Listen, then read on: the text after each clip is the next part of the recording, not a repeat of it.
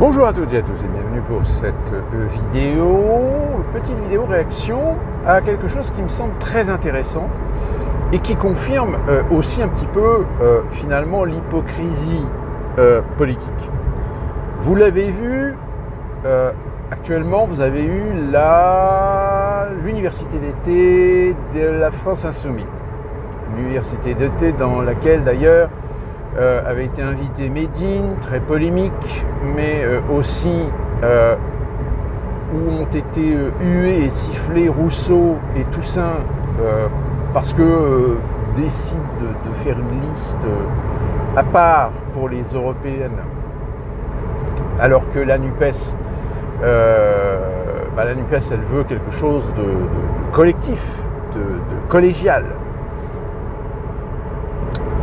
Et voilà que tout d'un coup, Ségolène Royal revient sur le devant de la scène, puisque les Insoumis souhaitent que Ségolène Royal, alors je ne sais pas, est-ce que c'est elle qui s'est proposée, ou est-ce qu'on lui a proposé, etc., de mener finalement une sorte de liste commune pour les européennes, au nom de la NUPES, et au nom des gauches, plurielles. Alors, pourquoi pas?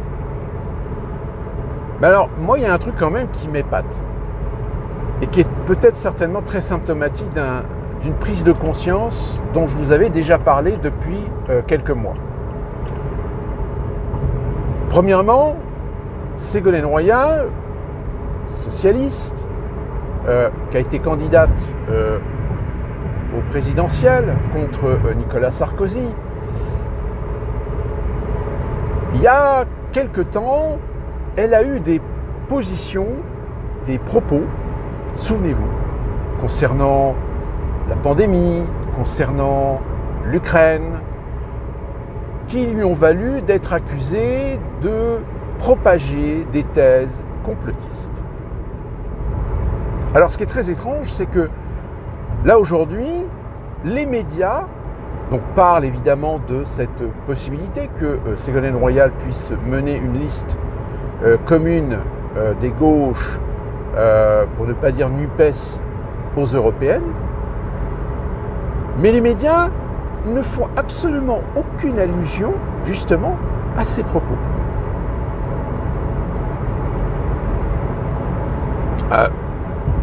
Attendez, il y a quand même matière là à étudier, à analyser. Comment tout d'un coup une personnalité de gauche qui a eu des propos que certains ont considérés comme complotistes serait aujourd'hui le personnage salvateur de la gauche rassemblée pour les élections européennes. Je pense qu'on n'est pas dupe. Je pense que les Insoumis ont enfin compris qu'ils sont un radeau de la Méduse. Et que s'ils vont aux européennes en l'état, ils vont se prendre une claque monumentale. Une claque monumentale, pourquoi ? Parce que aujourd'hui, je pense qu'il y a certains sondages, des sondages qui ne sont pas publiés, mais des sondages d'opinion interne qui tentent à démontrer que la NUPES aujourd'hui a perdu toute sa superbe de l'époque des législatives, du fait justement de propos, du fait d'orientation, du fait d'affirmation, du fait de comportement, du fait de soutien de la part de la NUPES et plus particulièrement des Insoumis. Et que cela, malheureusement aujourd'hui, ça porte préjudice à leur image, à leur réputation, et que par conséquent, je pense qu'ils ont aujourd'hui, par une analyse, un sondage interne, une réalité qui fait que s'ils vont aux européennes en l'état, ils vont se prendre un gadin. Ils vont se prendre un gadin, et qui dit va se prendre un gadin, ça veut dire que les socialistes, les communistes, Europe Écologie Les Verts, ils vont à un moment donné se dire nous on n'est pas responsable de cet échec, ce sont les Insoumis, de par leur comportement, de par certains membres qui ont tenu des propos, qui ont eu des attitudes, qui ont des soutiens, etc. Et c'est peut-être déjà avant-coureur quand on voit en effet Rousseau et Toussaint se faire siffler parce que les écologies, Europe Écologie Les Verts, ont décidé de proposer une liste à part de la NUPES. Donc c'est peut-être la démonstration que finalement ce que je vous disais il y a quelques temps dans une vidéo, c'est que les Insoumis ont pété plus haut que leur cul du fait de résultats notables en effet lors de législatives, même si, encore une fois de plus, heureusement qu'ils ont fait la NUPES parce que en parti indépendant, les Insoumis se font dépasser en nombre de sièges par le Rassemblement national.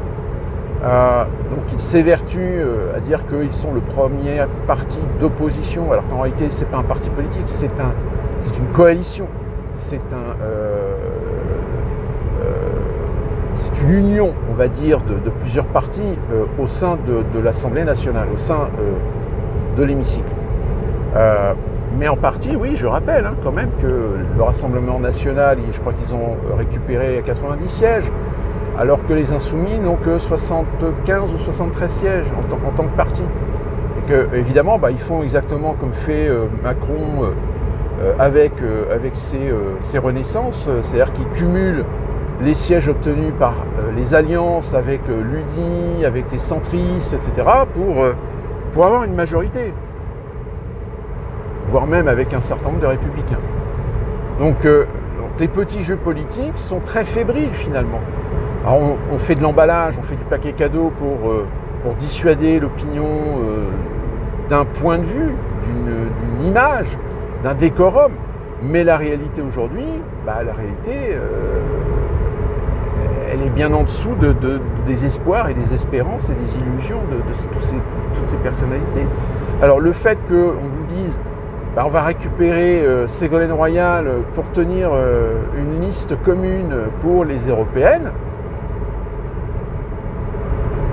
Vous êtes là? Pardon? Attendez, Ségolène Royal, c'est cette même qui a chez Hanouna remis les pendules à l'heure sur le conflit ukrainien et qui finalement servait la sauce aux thèses et aux théories complotistes. C'est celle-là même aussi qui avait plus ou moins suggéré l'idée qu'en effet, peut-être l'erreur commise pendant la pandémie, c'est d'avoir voulu absolument vacciner tout le monde avec un produit sur lequel on n'avait pas de recul. Bon, toujours avec des pincettes, évidemment, mais voilà, je veux dire, l'existentialisme politique passe aussi sur le fait que quand on n'est plus en odeur de sainteté dans son propre parti, on va essayer de